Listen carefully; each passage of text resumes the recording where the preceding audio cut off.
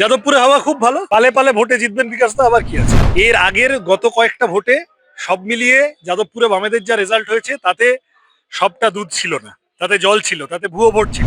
বুদ্ধদেব ভট্টাচার্য যখন যাদবপুরের এমএলএ, বিকাশ রঞ্জন ভট্টাচার্য কলকাতার মেয়র, যাদবপুরের উন্নতিকল্পে বিপুল কাজ হয়েছে।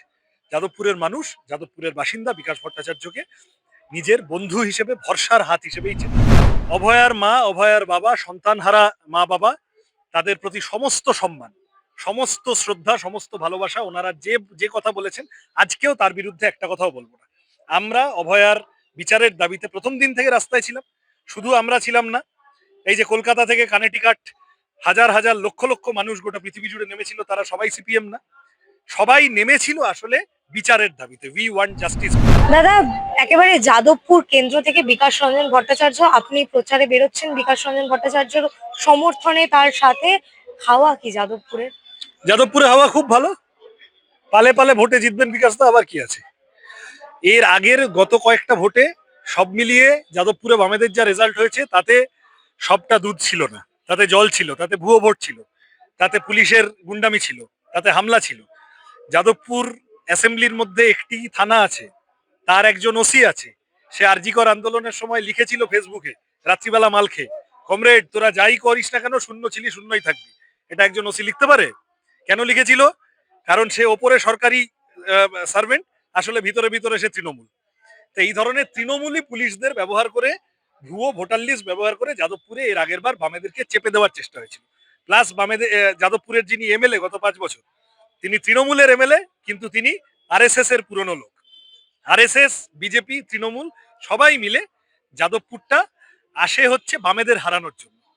এই কথা গত 5 বছর এই বড়ি খাওয়ানোর পরে যাদবপুরের মানুষ বদহজম করে ফেলেছে, চোঁয়া ঢেকুর উঠে গেছে। মানুষ কোনো মতে অ্যান্টাসিড হিসেবে বিকাশ রঞ্জন ভট্টাচার্যকে চাইছেন, সেইটা এবারে হয়ে যাবে।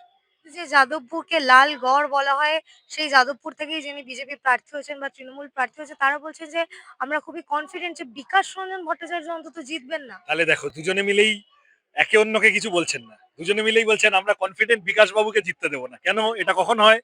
যখন বিকাশ বাবু এদের বুকে কাঁপন ধরেন। বিকাশ বাবু ডিএ মামলা থেকে শিক্ষা দুর্নীতির বিরুদ্ধে মামলা, সর্বত্র তৃণমূলকে প্যাঁচে ফেলেছেন। বিকাশ বাবু যুক্তির কথা বলেন, বিজেপি ওনাকে ভয় পায়, অন্ধত্বের বিরুদ্ধে বলিষ্ঠ কণ্ঠস্বর হিসেবে থাকেন। এবং বিকাশবাবু প্রাক্তন মেয়র হিসেবে, রাজ্যসভার সাংসদ হিসেবে যাদবপুরের উন্নতিকল্পে অসংখ্য কাজ করেছেন। বুদ্ধদেব ভট্টাচার্য যখন যাদবপুরের এমএলএ, বিকাশ রঞ্জন ভট্টাচার্য কলকাতার মেয়র, যাদবপুরের উন্নতিকল্পে বিপুল কাজ হয়েছে। যাদবপুরের মানুষ, যাদবপুরের বাসিন্দা বিকাশ ভট্টাচার্যকে নিজের বন্ধু হিসেবে, ভরসার হাত হিসেবেই চেনে। এই কারণেই তৃণমূল বিজেপি জয়েন্ট কোম্পানি, ওরা চেষ্টা করবে যে বিকাশ রঞ্জন ভট্টাচার্যকে হারানোর, আর ওদের নাকের ডগা দিয়ে আমরা ড্যাং ড্যাং করে বিকাশ দাকে নিয়ে জিতিয়ে চলে যাব। কি কি ইস্যুতে ভোট হবে এবার যাদবপুর কেন্দ্রে? ওরা চেষ্টা করবে হিন্দু মুসলমান মন্দির মসজিদ, আমরা বলবো রুজি রুটি, কাজ, শিক্ষা, স্বাস্থ্য, জিনিসের দাম যাদবপুরের মানুষ বেছে নেবেন। আমি নিশ্চিত এই যা চলছে এটা মানুষ পছন্দ করেন না। রাজনীতিবিদদের কাজ পাবলিককে সার্ভ করা, রাজনীতিবিদদের কাজ পাবলিককে ডিভাইড করা নয়। কেউ যদি ডিভাইড করতে আসে, একবার নেড়া বেলতলায় যেতে পারে, দুবার নেড়া বেলতলায় যেতে পারে, সামগ্রিকভাবে পশ্চিমবঙ্গের মানুষ তাদেরকে বঙ্গোপসাগরেই নিক্ষেপ করবে।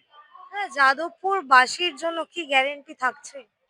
অনেক রকম ইস্যু আছে, পানীয় জল থেকে শুরু করে রাস্তাঘাট থেকে শুরু করে বেআইনি নির্মাণ, তার রোধ করার পয়েন্ট থেকে শুরু করে সরকারি স্কুলগুলোর প্রশ্ন, আহ, কাজ স্থানীয়ভাবে, বয়স্ক মানুষ একটা বড় অংশ আছেন যাদবপুরে যাদের ছেলেমেয়েরা বাইরে থাকে, তাদের নিরাপত্তার প্রশ্ন আছে। মেডিক্লেম মানে মেডিকেল ইন্স্যুরেন্সের প্রিমিয়াম থেকে শুরু করে বিভিন্ন রকম কথা যাদবপুরের হয়ে বিধানসভায় বলা যায়, যে কথাগুলো সিস্টেমেটিক্যালি বিকাশটা করবে। দাদা, একেবারে অন্য একটি প্রসঙ্গ, যদি ভোটের রাজনীতিতে এখন বর্তমান যে ইস্যুটা সব থেকে বেশি হাইলাইট হচ্ছে অভয়ার মা, একেবারে বিজেপির হাত ধরে ভোটে দাঁড়াবেন এমনটা তারা ডিসক্লোজ করেছেন, কিন্তু কোনোভাবেই এখনো তালিকা বেরোয়নি বিজেপির পক্ষ থেকে। তারা নিজেরাই বলছেন তারা বিজেপির হয়ে লড়বেন। বামপন্থীরা নাকি অভয়াকে ব্যবহার করছে ভোট প্রচারের জন্য, কলতান দাশগুপ্ত ব্যবহার করছে। ওটা কেউ ওনাকে বুঝিয়েছে, ওই কৌস্তব বাগচিরা গিয়ে মাথা ইয়ে করে বুঝিয়েছে তারা ওখানে গিয়ে, যে সিপিএম ভোট কাটবে, তৃণমূল জিতবে, আপনি ওদের সাথে ওদের সিপিএম কে আপনি গালাগাল করুন। অভয়ার মা, অভয়ার বাবা, সন্তানহারা মা বাবা, তাদের প্রতি সমস্ত সম্মান, সমস্ত শ্রদ্ধা, সমস্ত ভালোবাসা। ওনারা যে যে কথা বলেছেন, আজকেও তার বিরুদ্ধে একটা কথাও বলবো না। আমরা অভয়ার বিচারের দাবিতে প্রথম দিন থেকে রাস্তায় ছিলাম। শুধু আমরা ছিলাম না, এই যে কলকাতা থেকে কানেটিকাট হাজার হাজার লক্ষ লক্ষ মানুষ গোটা পৃথিবী জুড়ে নেমেছিল, তারা সবাই সিপিএম না, সবাই নেমেছিল আসলে বিচারের দাবিতে, উই ওয়ান্ট জাস্টিস বলে। সবার লড়াই মিথ্যে নয়। তাহলে আমরা আমাদের জায়গায় আছি, আমরা আজও বলছি যে যে প্রশ্নগুলি কলতান্দা তো বলেছে দেখলাম, যে প্রশ্নগুলি অভয়ার মা সিবিআই কে করেছিলেন জবাব দিল না।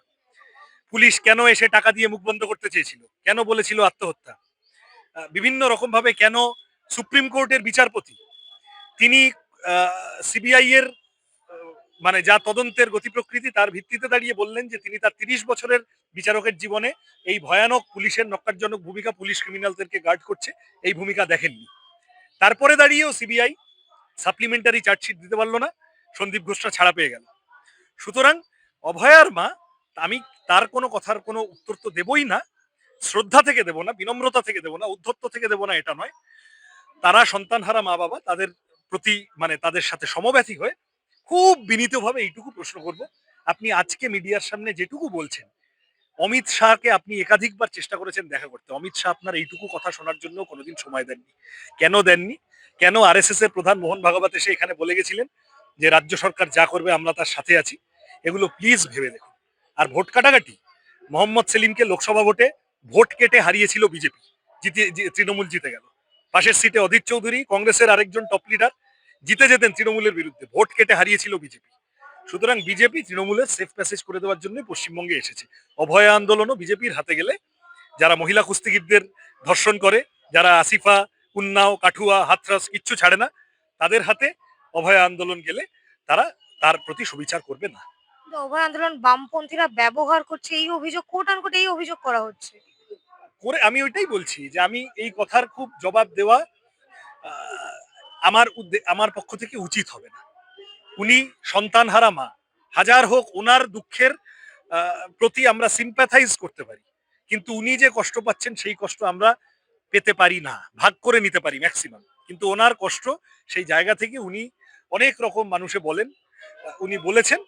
আমি বিনম্রভাবে ওনার কথার উত্তর না দিয়ে কেবল এইটুকু বলবো যে ইতিহাস বলছে, অতীত বলছে, অভিজ্ঞতা বলছে, বামপন্থীরা এই লড়াইয়ে প্রথম দিন থেকে স্টেড ফাস্ট ছিল, আজও আছে। কলতানরা জেল খেটেছে, আর মোহন ভাগবতরা মমতা ব্যানার্জিকে সাপোর্ট করেছে। তামান্নার মা ভোটে দাঁড়ালে অসুবিধা নেই, অভয়ের মা ভোটে দাঁড়ালে কেন কেন অসুবিধা থাকতে যাবে? দেখে মনে হচ্ছে আমি কোথাও অসুবিধা বলছি? বিভিন্ন জায়গায় আমি তো বলছি পরিষ্কার, ভোটে দাঁড়ানোটা প্রবলেম না। প্রবলেম হচ্ছে যে বিজেপিকে নারী সুরক্ষার প্রশ্নে কেউ যদি ভরসা করেন, তাকে খুব বিনম্রভাবে বলতে হয় যে বিজেপির অভিজ্ঞতাটা গোটা দেশ জুড়ে দেখুন। বিজেপি অভয়া আন্দোলন নিয়ে কত রকম ভাবে প্রথমে ফটো তুলতে এসেছিল, তখন ডাক্তাররা, জুনিয়র ডাক্তাররা, সাধারণ মানুষ বার করে দিয়েছে, বলেছে ফটো তুলতে দেব না। তারপরে বিজেপি সেই রাগে কিভাবে কিভাবে অভয় আন্দোলনকে সাবোটাজ করার চেষ্টা করেছে সেইটা দেখুন। কৌস্তব গিয়ে কি বুঝিয়ে এলো, ও ওর রাজনীতির কাজ করেছে ঠিকই, সজলদা ওর রাজনীতির কাজ করেছে, শুভেন্দু অধিকারী ওর রাজনীতির কাজ করেছেন, কিন্তু আলটিমেটলি তো ইতিহাসের পাতা এগুলো লেখা থাকবে। এদের বাবা, কাকা, জ্যাঠা, অমিত শাহ, মোহন ভাগবতরা মমতা ব্যানার্জির গভর্নমেন্টের পাশে ছিলেন অভয় আন্দোলনে, আর আমরা লড়াই করেছিলাম। দাদা একেবারেই শেষ প্রশ্ন, আজকে যে কারণে প্রেস মিটে মানে প্রেস ক্লাবে একেবারে আমরা এসেছি, 500 মাইলের গান, রাজনীতি নিয়ে তো অনেক চর্চা হলো, গানের দুটো লাইন দিয়ে যদি ইন্টারভিউ শেষ হয়। আমি গান গাইতে পারি না, আমাকে গান গাইতে বলো না, কিন্তু 500 মাইলের গান আপনারা সকলে শুনবেন। আমার অনুরোধ কেবল এইটুকুই যে এই গানটি শ্রমজীবী মানুষের, পরিযায়ী শ্রমিকদের রুজি রুটির কথা বলে, গাইতেই হবে। Lord, I'm one, Lord, I'm two, Lord, I'm three, Lord, I'm four, Lord, I'm 500 miles away from home. এইটুকু ব্যাস।